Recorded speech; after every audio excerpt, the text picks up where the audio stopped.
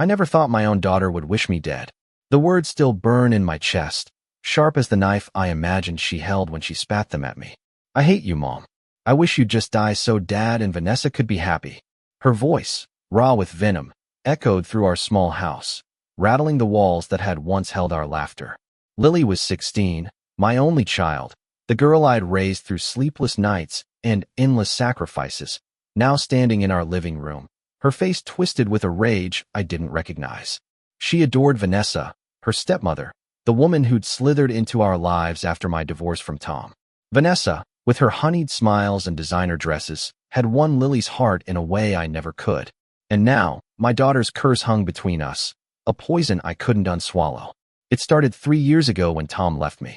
We'd been married for 18 years, not perfect but steady, or so I thought. He met Vanessa at a conference, a corporate lawyer with a laugh that could charm a room. She was everything I wasn't: polished, ambitious, untethered by the weight of motherhood. When he told me he was leaving, I didn't fight. I was too tired, too broken from years of holding our family together while he chased promotions. Lily was 13 then, impressionable, and Vanessa swooped in with gifts and attention, filling the void Tom left. I watched my daughter slip away, her loyalty shifting to this new woman who seemed to understand her in ways I couldn't. I didn't resent Vanessa at first. I wanted Lily to be happy, but I didn't know the truth about her, not then. The day Lily cursed me was a Thursday, gray and heavy with rain. I'd found something papers in Tom's old desk, tucked away in our attic where I still kept his things, foolishly hoping he'd come back. They were financial records, strange transfers to accounts I didn't recognize, all signed by Vanessa. My gut churned as I pieced it together. She wasn't just Tom's new wife, she was bleeding him dry, and by extension, Lily's future. I confronted Tom that evening, my voice shaking as I showed him the documents. He laughed, called me paranoid, said I was jealous of Vanessa's success. Lily overheard, her footsteps thundering down the stairs. That's when she said it, her words slicing through me. You're just bitter because Dad loves her more. I wish you'd die. She ran to Vanessa, who stood in the doorway, her lips curling into a smile that didn't reach her eyes. I couldn't sleep that night. Lily's words replayed, each syllable a fresh wound.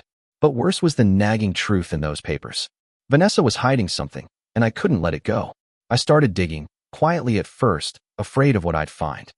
I called an old friend, Marcus, a private investigator who owed me a favor from years ago when I helped him through his own divorce. He agreed to look into Vanessa's past. Days later, he called me back, his voice low. Claire, this woman's not who she says she is. Her real name's not even Vanessa. My heart sank. He sent me a file: arrest records, aliases, a trail of scams across 3 states. Vanessa, or whatever her name was, had a history of targeting wealthy men, draining their accounts, then disappearing. Tom was her latest mark, and Lily, my Lily, was caught in her web. I wanted to tell Lily everything, to shake her awake from Vanessa's spell, but she wouldn't listen. She'd stopped coming home after school, spending her days at Tom and Vanessa's sleek condo across town. I tried texting, calling, even showing up at her school, but she'd turn away, her eyes cold. I was losing her, and the weight of it crushed me. But I couldn't give up. If Vanessa was a fraud, I had to protect Lily, even if she hated me for it. I started following Vanessa, watching her routines, noting the men she met in hushed corners of coffee shops, the late-night calls she took when she thought no one was listening. Each clue tightened the knot in my chest, a mix of fear and fury. I wasn't just fighting for my daughter. I was fighting for justice, for the life we'd lost when Vanessa tore us apart. One night, I followed her to a rundown bar on the edge of town. She met a man, his face shadowed under a baseball cap, and they exchanged a thick envelope. I snapped photos from my car, my hands trembling. When I got home, I spread the evidence across my kitchen table: bank records, photos, Marcus's reports. It was enough to expose her, but not enough to win Lily back. I needed her to see the truth, not just hear it. I called Tom again, begging him to meet me, to look at what I'd found. He agreed, reluctantly, and we met at a diner, the kind of place we used to go when we were young and broke. I laid out everything, my voice steady despite the ache in my throat. He stared at the papers, his face pale, but he didn't say a word. Tom, I pleaded, she's using you. She's using Lily. He shook his head, stood, and left without looking back. I was alone again, but I wasn't done. I couldn't let Vanessa win. I started leaving notes for Lily, slipping them into her backpack when she wasn't looking, writing things like, I love you, Please talk to me. I don't know if she read them, but I had to try. Then, one evening, everything changed. I got a call from Marcus. Claire, you need to get to Tom's place now. Something's going down. I grabbed my keys, my heart pounding, and drove across town, the rain blurring my windshield. When I arrived, the condo was dark, the front door ajar. I stepped inside, calling Lily's name, my voice trembling. The living room was a mess, furniture overturned, a vase shattered on the floor. And there, in the center, stood Lily, her face streaked with tears, holding a letter. Vanessa was beside her, her calm facade cracked, her eyes darting to the door. Mom, Lily whispered, her voice breaking. You were right. The air in Tom's condo felt like it could choke me. Lily's voice, small and shattered, hung between us, her words a lifeline I hadn't expected. You were right, she said again, her eyes locked on mine, wide with a fear I'd never seen in her before. The letter in her hand trembled, its edges crumpled from her grip. Vanessa stood frozen, her usual poise replaced by something feral, like a cornered animal. I wanted to rush to Lily, to pull her into my arms and shield her from whatever had broken her, but I didn't move. Not yet. I needed to understand what had shifted, what had finally cracked the illusion Vanessa had spun around my daughter. What's going on, Lily?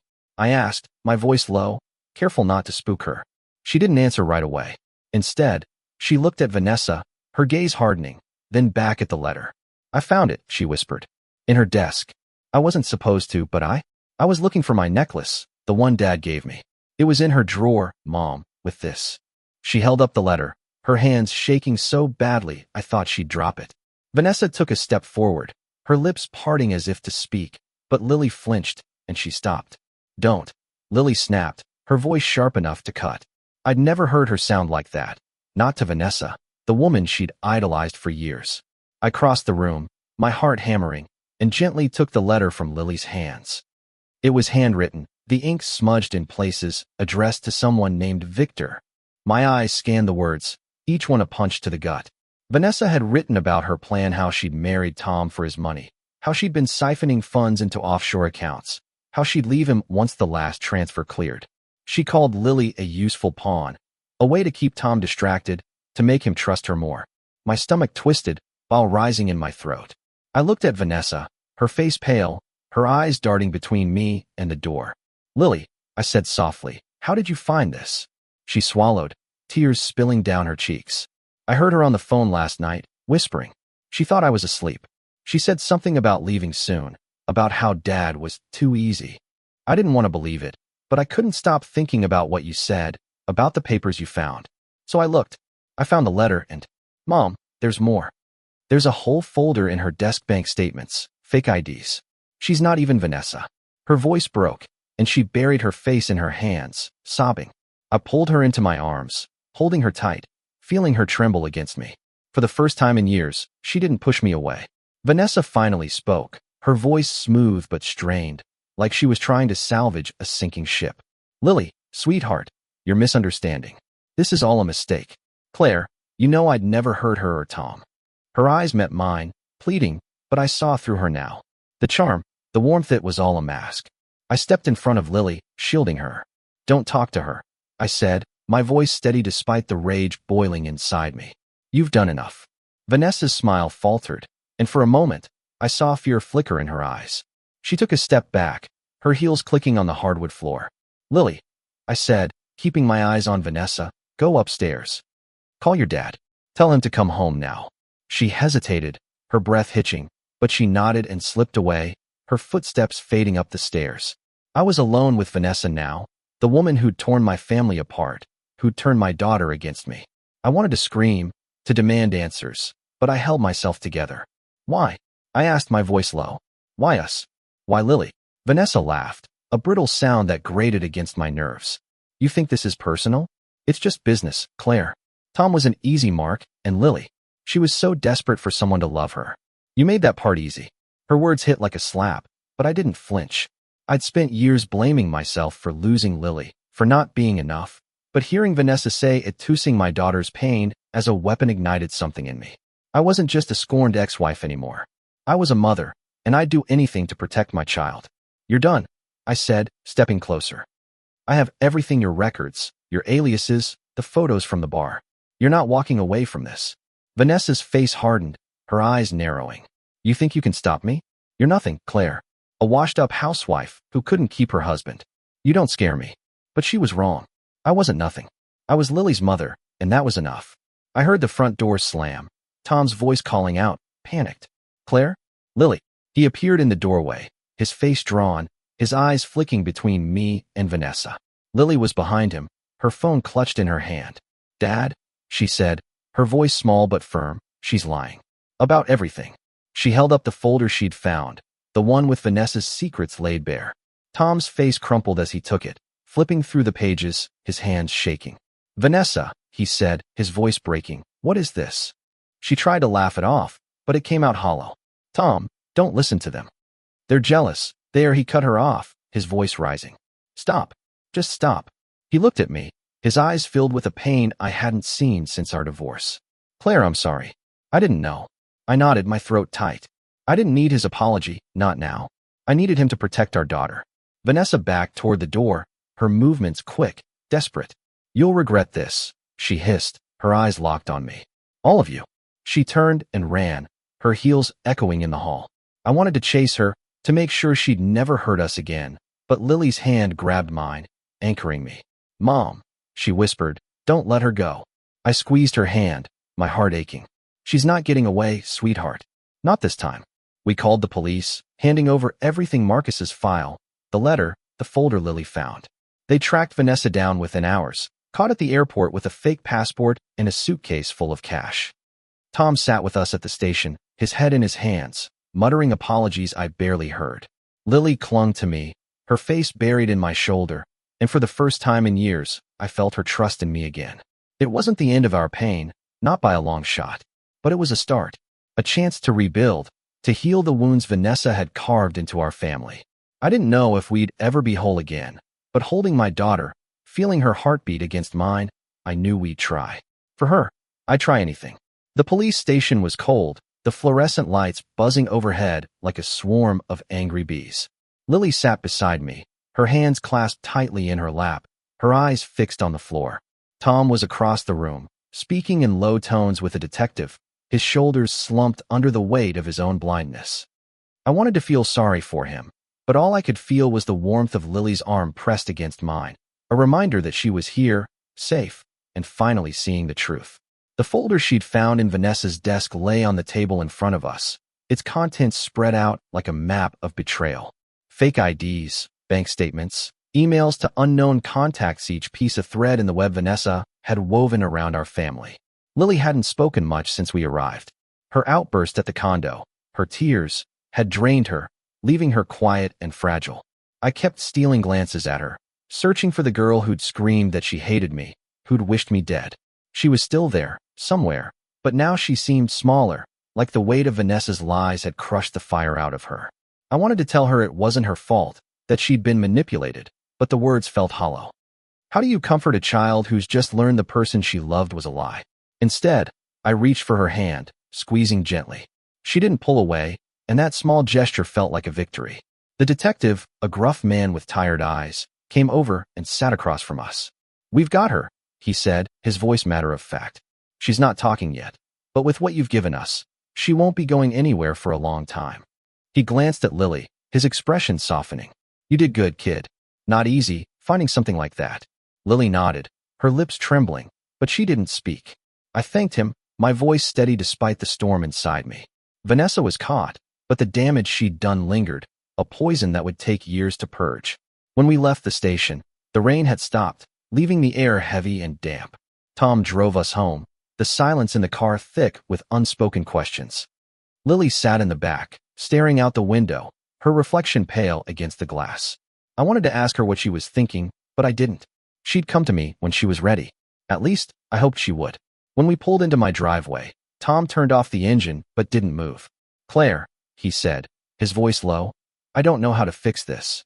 I looked at him, the man I'd once loved, now a stranger humbled by his own mistakes. You don't fix it, Tom, I said. You just show up. For her.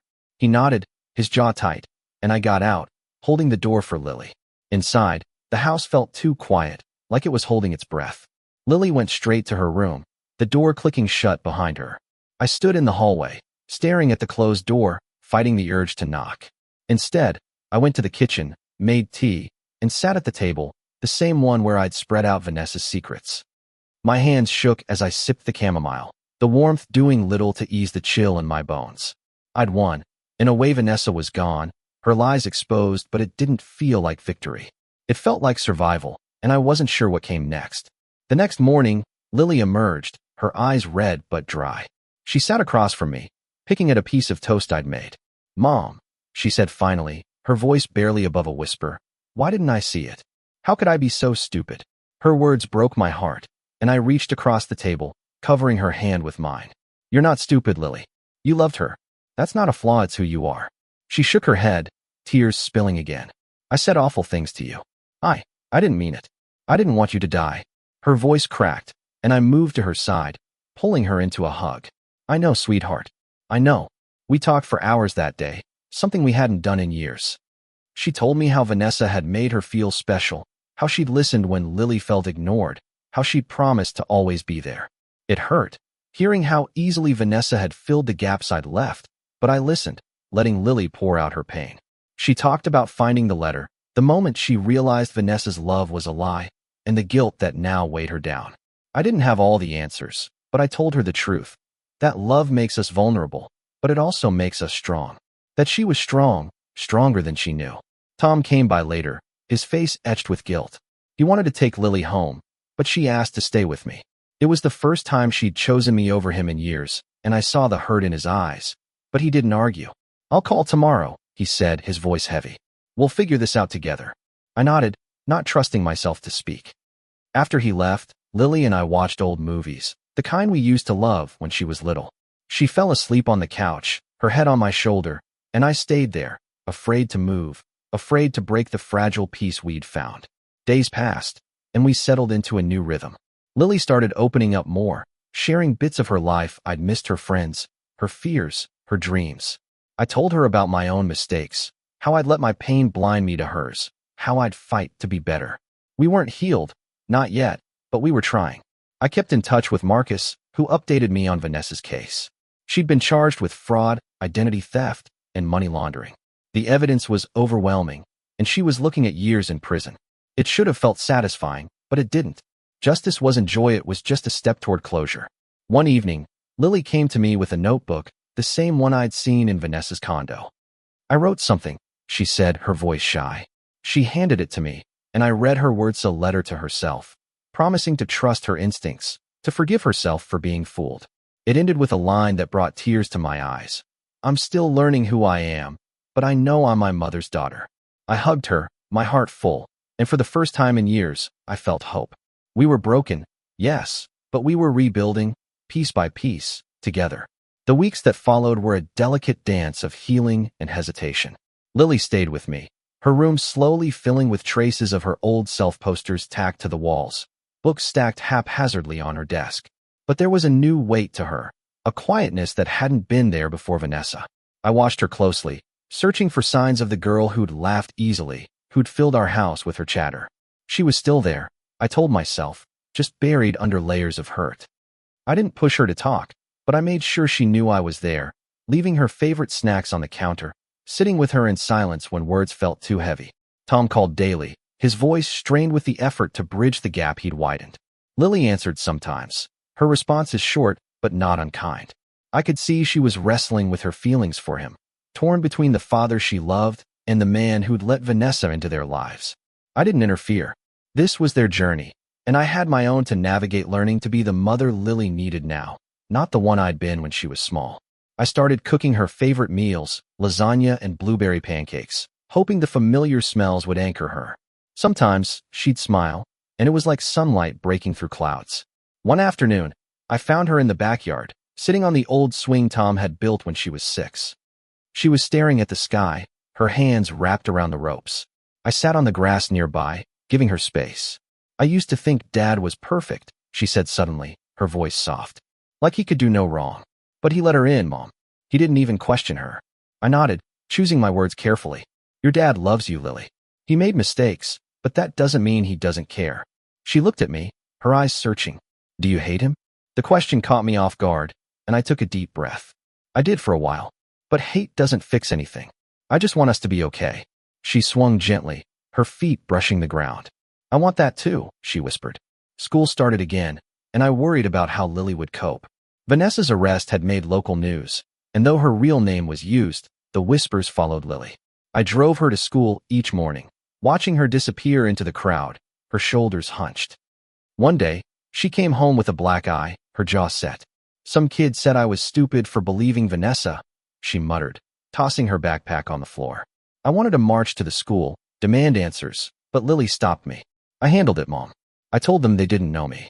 Her voice was fierce, and I saw a spark of the strength she'd inherited from me, from us.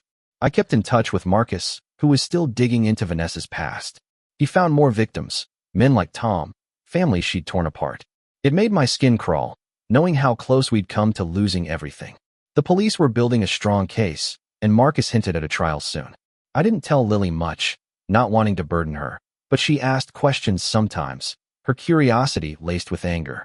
Will she pay for what she did? She asked one night over dinner. I set down my fork, meeting her gaze. She will, Lily. Not just for us, but for everyone she hurt. She nodded, her expression unreadable, but I saw relief in her eyes. Tom started coming over more, not just to see Lily but to talk, to rebuild what we'd lost as a family. It wasn't easy. There were moments when old wounds surfaced, when I wanted to scream at him for being so blind. But for Lily's sake, I swallowed my anger. We sat together one evening, the three of us, going through old photo albums. Lily laughed at a picture of her as a toddler, covered in cake frosting, and Tom's eyes softened, his hand resting on hers. I'm sorry, he said, not to me but to her. I should have protected you. Lily didn't respond, but she didn't pull away either. It was a start. I began to notice small changes in Lily. She started writing again, filling notebooks with stories and poems. One night, she read me one, a raw, aching piece about a girl lost in a storm, searching for home. I cried when she finished, not because it was sad, but because it was hers, a piece of her soul on paper. You're so talented, I told her, and she blushed, ducking her head. I want to be better, Mom. Not just at writing, but at everything. I hugged her, my heart swelling. She was finding her way back, and I'd be there every step. The trial date was set, and the thought of facing Vanessa again made my stomach churn. I didn't want Lily there, but she insisted. I need to see it, she said, her voice firm. I need to know it's over. I argued, but her resolve was unbreakable. We prepared together, talking through what it might be like, how it would feel to see Vanessa in a courtroom, stripped of her charm. Tom offered to come, and for once, I didn't mind. We were a fractured family, but we were still a family, and we'd face this together. The night before the trial, Lily couldn't sleep.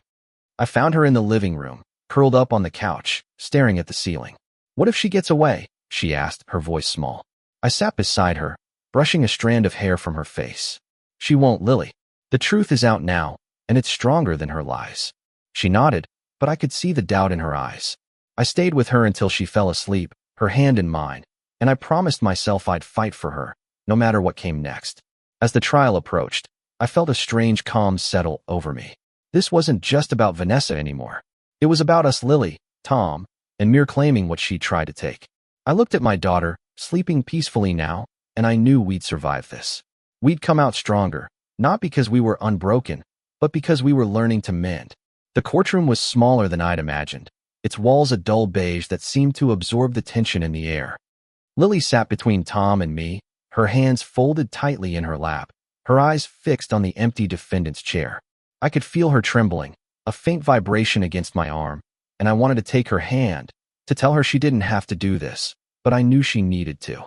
This was her fight as much as mine, maybe more. Tom's face was grim, his jaw set, his usual easy charm replaced by a quiet fury I hadn't seen in years.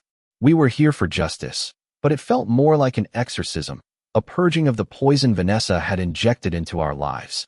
When she walked in, flanked by two officers, I barely recognized her. Gone was the polished woman with the perfect smile. Her hair was pulled back in a messy bun, her face bare of makeup, her eyes darting nervously around the room. She didn't look at us, not at first, but I felt Lily stiffen beside me. The judge called the court to order, and the prosecutor began, laying out Vanessa's crimes with a calm precision that made my skin crawl. Fraud, identity theft, money laundering each charge a brick in the wall of her deception. The evidence was overwhelming. The documents Lily found, Marcus's reports, bank records tracing her transactions across state lines. I glanced at Lily, her face pale but resolute, and I felt a surge of pride. She'd been the one to crack this open, to find the letter that unraveled everything. Vanessa's lawyer tried to spin a story, painting her as a misunderstood woman caught in a web of circumstance, but it fell flat. The prosecutor called witnesses other victims, men she'd conned before Tom, their stories eerily similar to ours. One man, a widower from Ohio, spoke of losing his savings, his voice breaking as he described how Vanessa had charmed his children, only to disappear when the money ran out. Lily's breath hitched, and I squeezed her hand, anchoring her. When Vanessa finally took the stand, her voice was steady, her lies practiced. She claimed she loved Tom, that the money was for their future, that Lily and I had misunderstood her intentions. It was a performance, but a weak one, and the jury's faces showed they weren't buying it. Lily asked to speak, a decision she'd made the night before, one I tried to talk her out of. The judge allowed it, and she stood, her small frame trembling but her voice clear. She made me believe she cared about me, Lily said, her eyes locked on Vanessa. She used me to hurt my family. I trusted her, and she lied. She made me say things to my mom I'll never forgive myself for. Her voice cracked, but she didn't stop. I just want her to know she didn't win. We're still here. The courtroom was silent, the weight of her words settling over everyone. Vanessa's face was unreadable, but her hands clenched in her lap, betraying her. I wiped tears from my eyes, my heart aching for my daughter's courage. The trial lasted 3 days, each one a blur of testimony and evidence. When the jury returned with their verdict, guilty on all charges, I felt a release, like a breath I'd been holding for months. Vanessa was sentenced to 7 years, with more charges pending in other states. As they led her away, she finally looked at us, her eyes cold, but I saw something else: fear, maybe, or the realization that her game was over. Lily didn't look away, her gaze steady, and I knew she'd carry this moment with her, a scar but also a strength. Outside the courthouse, the air was crisp, the sky a clear blue that felt like a promise. Tom hugged Lily, his arms lingering longer than usual, and she let him. "I'm proud of you," he said, his voice thick. She nodded, then turned to me, her smile small but real. "Can we go home, Mom?" she asked, and I nodded, my throat tight. Home. Our home, not the one Vanessa had invaded. We drove back in silence, but it wasn't heavy anymore. It was the kind of silence that comes when the worst is over, when you know you've survived. That night, Lily and I sat on the porch, wrapped in blankets, watching the stars. She talked about school, about a poem she was writing, about how she wanted to visit her grandparents next summer. It was ordinary, beautifully ordinary, and I clung to every word. Tom joined us later, bringing hot chocolate, and we sat together, a family piecing itself back together. He didn't stay long, but before he left, he looked at me, his eyes soft. "Thank you, Claire, for fighting for her." I nodded, unable to speak. It wasn't forgiveness, not yet, but it was enough. Lily started therapy a week later, a suggestion from her school counselor. She was hesitant at first, but after a few sessions, she said it helped, that talking to someone outside our family let her untangle her guilt. I went too, to my own sessions, learning to forgive myself for the years I'd let slip, for the moments I hadn't been the mother Lily needed. We were both healing, slowly, each step a little less painful than the last. I kept cooking, kept listening, kept showing up. And Lily started to laugh again, her voice filling the house with a warmth-eyed mist. One day, she brought home a drawing from art class, a sketch of a tree with deep roots and new branches reaching toward the sky. "It's us," she said, her voice shy. "We got knocked down, but we're growing back." I framed it, hung it in the living room where I could see it every day. It was a reminder of what we'd been through, but also of what we could become. Vanessa had tried to break us, but she'd failed. We were still here, still fighting, still family. The months after the trial were a slow unraveling of the knots Vanessa had tied around our lives. Lily and I settled into a routine, fragile at first, but growing stronger each day. She went to school, came home, and we'd talk over dinner, sometimes about nothing important, sometimes about everything that mattered.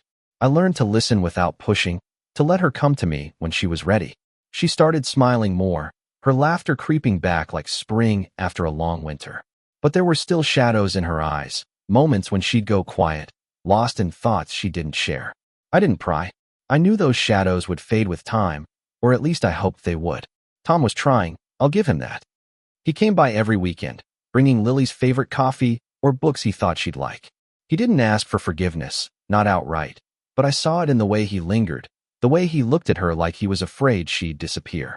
Lily was warming to him, slowly, her trust bruised but not broken. One Saturday, he took her to the zoo, a place they used to go when she was little. She came back with a stuffed penguin and a smile that reached her eyes, and I felt a pang of gratitude for him, for trying to rebuild what he'd let crumble. I kept working with Marcus, tying up loose ends. Vanessa's case had opened a floodgate, with more victims coming forward, their stories painting a picture of a woman who'd spent years perfecting her deception. It was chilling, knowing how close we'd come to being just another name on her list. Marcus found a support group for families like ours, and I went to a few meetings, sitting in a circle of strangers who understood the peculiar pain of being betrayed by someone you'd let into your heart. Lily didn't want to go, and I didn't push her, but I shared what I learned, hoping it would help her feel less alone. School was getting better for Lily. The whispers about Vanessa had died down, replaced by the usual teenage dramas. She made a new friend, a quiet girl named Mia who loved books as much as she did. They started a writing club, meeting in the library after school to share their stories. Lily showed me one of hers, a tale about a girl who finds a hidden door in her house, leading to a world where she could rewrite her past. It was raw, beautiful, and I saw pieces of her heart in every line. "You should submit this somewhere," I told her, and she blushed, but I could see she was proud. One evening, Tom asked to talk, just the two of us. We met at the diner, the same one where I'd shown him Vanessa's papers. He looked older, lines etched deeper around his eyes, his hands fidgeting with a napkin. "I've been thinking," he said, his voice low, "about what I did. Not just with Vanessa, but before. Leaving you, leaving Lily. I was selfish, Claire." I didn't respond right away, letting his words settle. Part of me wanted to lash out, to tell him how much his choices had cost us, but another part was tired of anger. "You can't change it, Tom," I said finally. "But you can be better now. For her." He nodded, his eyes glistening. "I'm trying. I swear I am." Lily started asking about Vanessa, not often, but enough that I knew she was still processing. "Do you think she ever cared about me?" she asked one night, her voice small. We were in the kitchen, baking cookies, flour dusting her cheeks. I set down the mixing bowl, choosing my words carefully. "I think she knew how special you are, Lily. But she didn't know how to love anyone. Not really. That's her loss, not yours." She nodded, her eyes distant, and I wondered if she'd ever fully believe me. I hoped time would help her see it. We got a call from the prosecutor one morning, updating us on Vanessa's case. She'd taken a plea deal, sparing us another trial, but new charges were being filed in another state. It meant she'd be in prison longer, maybe a decade. I felt a quiet satisfaction, not joy, but a sense that justice was holding. Lily didn't say much when I told her, just nodded and went to her room. Later, I found her writing in her notebook, her pen moving furiously. "It helps," she said when I asked. "Putting it on paper makes it less heavy." Christmas came, our first without the shadow of Vanessa. Tom joined us, and we decorated the tree together, stringing lights and hanging ornaments, some from Lily's childhood. She laughed when she found one she'd made in kindergarten, a lopsided star with too much glitter. "We should make new ones," she said, and we did, spending hours cutting out paper snowflakes and painting wooden ornaments. It felt like a new tradition, a way to mark this chapter of our lives. Tom stayed late, and when he left, he hugged me, a quick, awkward gesture that said more than words could. Lily's birthday was in January, and she turned 17 with a quiet strength that took my breath away. We had a small party, just us, Tom, and Mia, with cake and music and too many candles. Lily made a wish, her eyes closed, and I wondered what she'd asked for. Later, she told me, "I wished for us to be okay, Mom. Really okay." I hugged her, my heart full, and I promised we would be. Not perfect, but okay, and that was enough. As winter turned to spring, I saw Lily bloom. She joined the school newspaper, her articles sharp and insightful, and she talked about college, about studying creative writing. I started dreaming too, small dreams at first, taking a painting class, maybe traveling with Lily one day. We were finding our way, not just as mother and daughter, but as people learning to trust again. Vanessa's shadow was still there, but it was fading, replaced by the light of our new beginning. Spring brought a softness to our lives, like the world was exhaling after holding its breath. Lily's laughter filled the house more often, her voice carrying a lightness I hadn't heard in years. She'd come home from school with stories about her writing club, her eyes bright as she described a poem she'd workshopped or a debate she'd won with Mia. I cherished these moments, hoarding them like treasures, knowing how fragile they were. We were healing, but the scars remained, a reminder of how close we'd come to losing each other.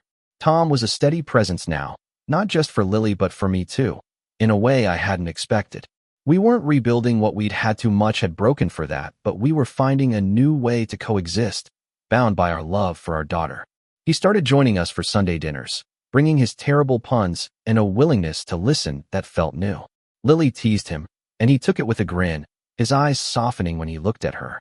I saw the guilt he carried, the weight of his mistakes, but I also saw his effort to make things right. It wasn't forgiveness, not fully, but it was progress. I kept attending the support group, finding solace in the shared stories of betrayal and recovery. One woman, Ellen, became a friend, her sharp humor a balm for my quieter days. She'd lost her savings to a con artist like Vanessa, and her strength inspired me. We'd meet for coffee, trading stories of our kids, our hopes, our small victories. "You're doing good, Claire," she told me one day, her eyes kind. "Lily's lucky to have you." I wanted to believe her, but some days, I still felt like I was fumbling, learning to be the mother Lily deserved. Lily's writing was flourishing. She submitted a short story to a local contest and won second place, her face glowing when she showed me the certificate. "It's about a girl who finds her strength," she said, her voice shy but proud. I read it, my heart aching at the parallels to her own journey, a girl betrayed, learning to trust herself again. I framed the certificate, hanging it beside her tree drawing in the living room. She rolled her eyes but smiled, and I knew she was pleased. One afternoon, Marcus called with news. Vanessa had been transferred to a federal facility, her case now tied to a larger investigation into a network of fraudsters. "She's not getting out anytime soon," he said, his voice grim but satisfied. I thanked him, feeling a weight lift, but I didn't tell Lily right away. She was doing so well, and I didn't want to pull her back into that darkness. When I finally mentioned it, over breakfast one morning, she just nodded. "Good," she said, her voice steady. "She doesn't get to hurt anyone else." It was closure, small but significant, and I saw a new strength in her eyes. School ended, and summer stretched before us, full of possibility. Lily wanted to volunteer at a local library, reading to kids, and I encouraged her, proud of her desire to give back. I signed up for that painting class, surprising myself with how much I enjoyed it. My canvases were messy, full of bold colors and raw emotion, but they felt like me, like a part of myself I'd forgotten. Lily teased me about my abstract disasters, but she hung one in her room, a chaotic swirl of blues and greens she said reminded her of the ocean. Tom suggested a family trip, just the three of us, to the mountains where we'd gone when Lily was little. I hesitated, worried it might stir old wounds, but Lily was excited, her eyes bright at the thought of hiking and campfires. We rented a cabin, the air sharp with pine and possibility. Lily led the way on trails, her laughter echoing through the trees, and Tom and I followed, sharing quiet glances that held a fragile understanding. One night, by the fire, Lily pulled out her guitar, one she hadn't played in years, and strummed a soft melody. "I wrote this," she said, her voice shy, and sang about roots and storms, about finding home. Tom and I listened, tears in our eyes, and I felt a peace I hadn't known was possible. When we got back, Lily started talking about the future college, maybe studying abroad, dreams that felt big but within reach. I listened, my heart swelling, but there was a pang too, knowing she'd leave soon, that our time together was finite. I pushed the thought aside, focusing on the present, on the girl who was becoming a woman before my eyes. She was stronger now, not just because of what she'd survived, but because of who she was choosing to be. One evening, she came to me with a question that stopped my heart. "Mom, do you think I'll ever be able to trust someone again? Like, really trust them?" She was sitting on the couch, her knees pulled to her chest, her eyes searching mine. I took a deep breath, choosing my words carefully. "You will, Lily. It won't be easy, and it'll take time, but you're strong enough to try. And you don't have to do it alone." She nodded, a small smile breaking through. "I'm glad I have you," she said, and I pulled her into a hug, my throat tight with love. As summer faded, I felt a shift in myself too. I wasn't just Lily's mom, fighting to protect her. I was Claire, a woman finding her own strength, her own dreams. I started writing too, not stories like Lily's, but a journal, a place to pour out my fears and hopes. It was messy, like my paintings, but it was mine. And in those pages, I saw a truth I hadn't faced before. We weren't just surviving Vanessa's betrayal. We were growing, becoming something new, something stronger. Together, summer gave way to fall, the leaves turning gold and crimson, mirroring the slow burn of change in our lives. Lily was back at school, her senior year, and she carried herself with a quiet confidence that made me proud. She was still writing, her stories growing bolder, her voice sharper. She joined the debate team, her arguments fierce and precise, and I went to every match, cheering from the sidelines, my heart full. She was becoming someone new, not just my daughter, but a young woman with dreams that stretched beyond our small town. I watched her, awed and a little terrified, knowing she'd soon fly on her own. Tom and I found a rhythm, not as husband and wife, but as parents trying to do right by our daughter. He'd come over for movie nights, the three of us laughing at old comedies or arguing over plot twists and thrillers. There was an ease to it, a familiarity that didn't erase the past but softened its edges. Lily noticed, and one night, after Tom left, she asked, "Do you think you'll ever get back together?" Her voice was curious, not hopeful, and I smiled, shaking my head. "No, sweetheart. We're better this way. But we'll always be your parents." She nodded, satisfied, and I was grateful for her understanding, for the way she accepted our fractured family. I kept painting, my canvases less chaotic now, the colors blending into something that felt like hope. Ellen, from the support group, came to one of my classes, her laughter filling the room as we splattered paint and sipped wine. She'd started dating again, a cautious step, and her courage inspired me. I wasn't ready for that, not yet, but I was open to the idea of a life beyond being Lily's mom. I started volunteering at the library with her, reading to kids, their wide eyes and giggles a reminder of the joy I'd almost forgotten. It was small, but it felt like a piece of myself coming back. Lily's 18th birthday was a milestone, a day we celebrated with a quiet dinner at home, just the three of us. She wanted simplicity, no big party, just her favorite foods and stories from when she was little.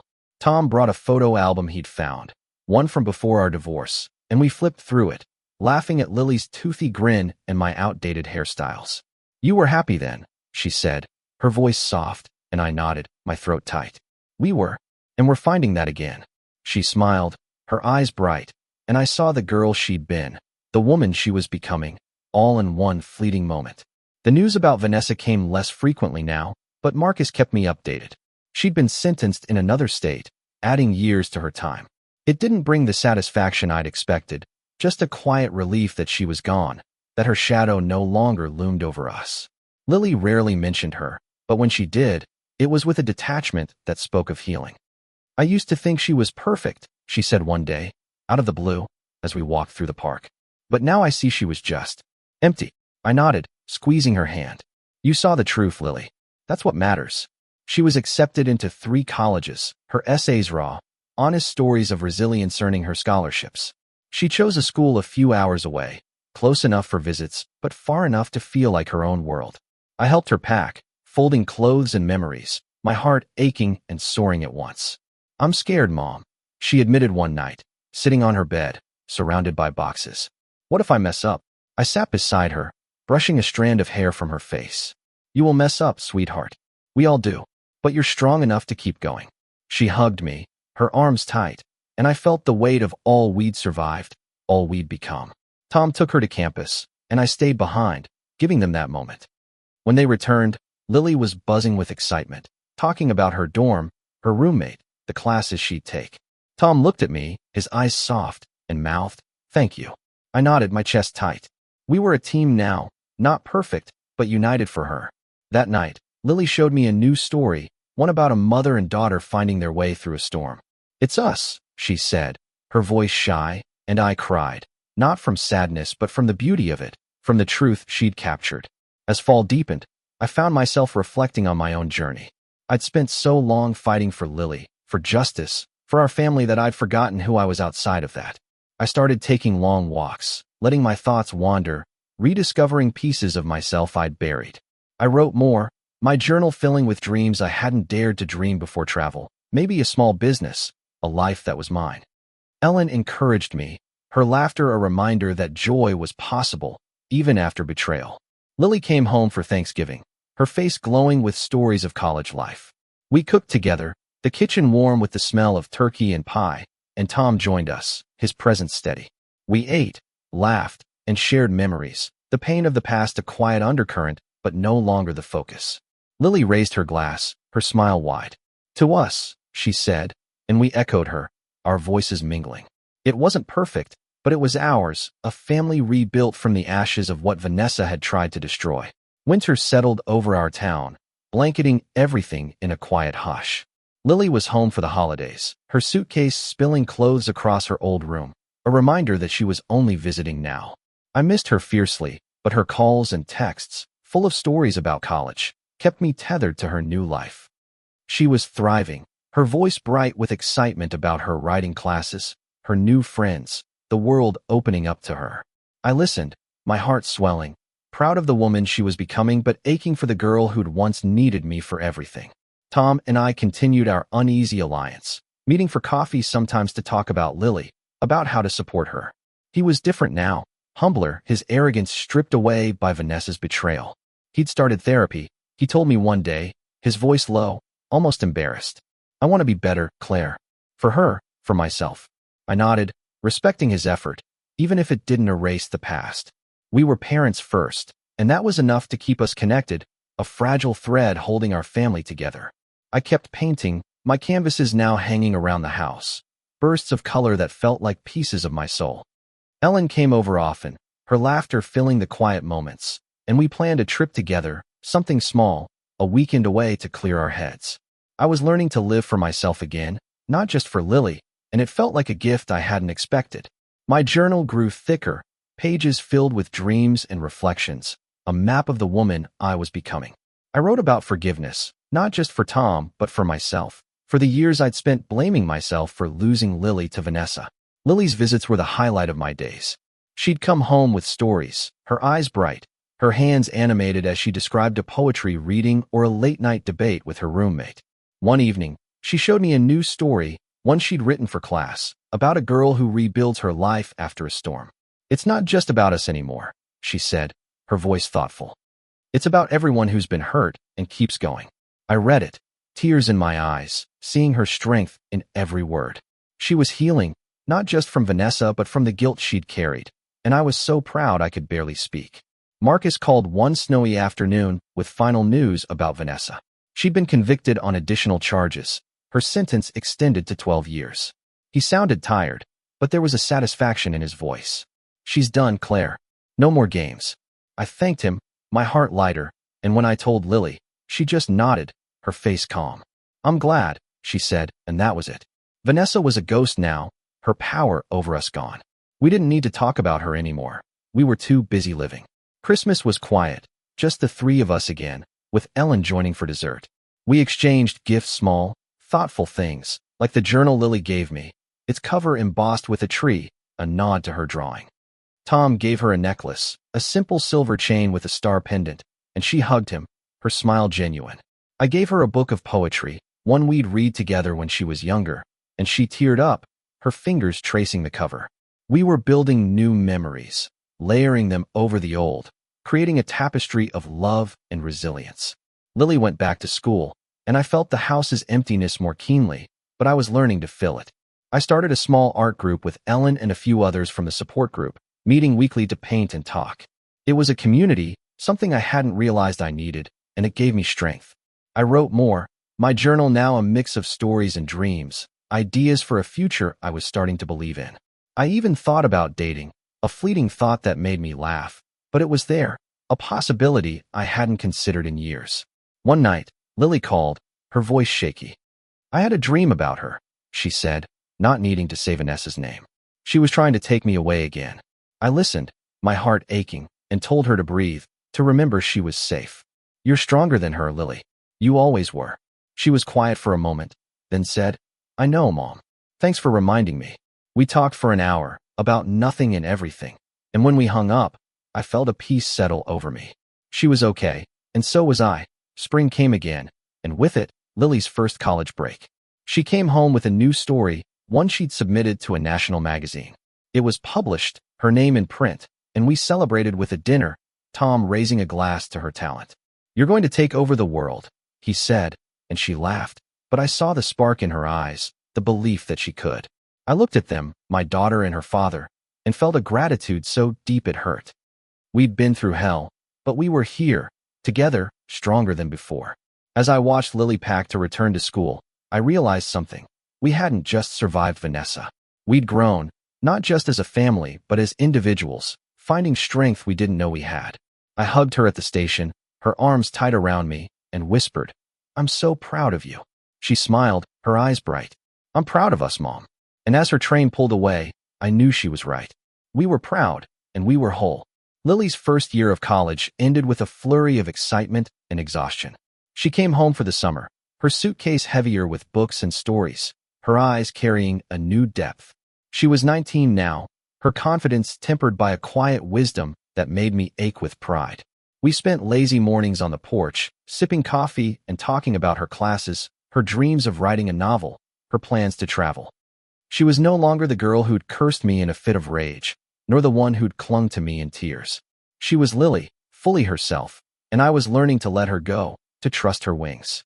Tom and I continued our careful dance, supporting Lily while navigating our own paths. He'd started a new job, one that kept him closer to home, and he was dating someone, a kind woman named Sarah who'd lost her husband years ago. He introduced her to Lily first, nervous but hopeful, and Lily liked her, saying she felt real. I met her too, over coffee, and found her warm, unpretentious, nothing like Vanessa. I was happy for Tom, not out of love but out of a desire for peace, for all of us to move forward. My painting had become a passion, my small art group growing into a community event at the library. Ellen and I organized an exhibit, our work displayed alongside others, and Lily came, her smile wide as she saw my canvases. "You're an artist, Mom," she said, and I laughed. But her words stayed with me, a reminder that I was more than a mother, more than a survivor. I was building a life, one brushstroke at a time, and it felt good, like coming home to myself. Lily's writing was soaring. Her published story led to an internship at a literary magazine, and she spent the summer balancing library volunteering with late-night revisions. She showed me drafts, her words sharp and evocative, and I saw our story in them, not just the pain, but the redemption, the love that had carried us through. "You taught me to keep going," she told me one night, her voice soft, and I cried, not from sadness but from the truth of it. We'd taught each other, in ways neither of us had expected. Marcus stopped by one day, his final update on Vanessa. She'd been moved to a maximum security prison, her appeals denied. "She's out of your lives for good," he said, and I nodded, feeling a finality that was both heavy and freeing. Lily overheard, and later, she asked if we could burn the letter she'd found, the one that had started it all. We did, in the backyard, watching the flames curl around the paper, turning Vanessa's words to ash. "It's over," Lily said, and I hugged her, the smoke stinging my eyes but not my heart. We took a trip that summer, just Lily and me, to the coast. We walked along the beach, the waves crashing, and talked about everything: her future, my dreams, the life we were building. She told me she wanted to write a book about us, not the exact story but one inspired by it, about a mother and daughter finding their way. "I want people to know it's possible," she said, her eyes on the horizon. "To come back from something like that." I nodded, my throat tight, and told her I'd be her first reader. Tom joined us for the last day, and we sat by a bonfire, the three of us, watching the stars. Lily played her guitar, her voice soft and sure, singing about home, about love, about roots that hold fast through storms. Tom and I listened, our eyes meeting across the fire, a silent acknowledgement of what we'd survived. We weren't perfect, but we were family, bound by love and the choice to keep going. When Lily went back to college, I felt the ache of her absence, but it was different now. I wasn't losing her. I was sharing her with the world. I kept painting, writing, living, my days full of small joys: a new friend, a finished canvas, a letter from Lily. I even started dating, a quiet man from my art group who made me laugh, who saw me for who I was now, not who I'd been. It was new, tentative, but it felt right.